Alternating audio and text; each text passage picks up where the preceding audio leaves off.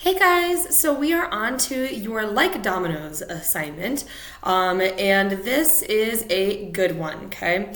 I often compare the ideas of nationalism and imperialism like dominoes. So, like, industry leads to competition between nations, and then there's a more need for industrialism, which leads to imperialism. And in all honesty, I'm going to talk about this in a little bit more detail later, but spoiler alert, it's nationalism and imperialism, which of course lead to one of the greatest conflicts ever, World War One. Okay, so what I'm going to do for you for this first step, I want you to recognize. Oh, sorry, our printer's going off. I hope you can still hear me. I'll wait. There we go.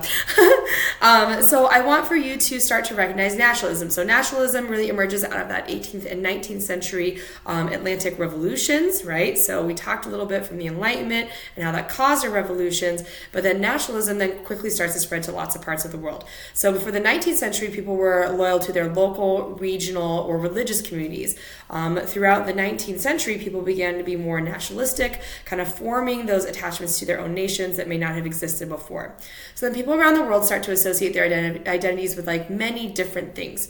Some of them have religious, some of them have like local identities, and so on. And so many people start to form now national identities. And one of the best ways to really understand nationalism is to look at some examples of it. So what I'm going to do is I'm going to give you some examples of what might be nationalism in different countries. You will kind of look at these similarities in the excerpts, and those similarities will hopefully help you to understand and be able to describe the idea of nationalism. Okay? I really hope you enjoy this. I enjoy it personally, but of course I'm a history teacher, so I'm a little biased, just saying. Otherwise, thanks guys, and I appreciate you.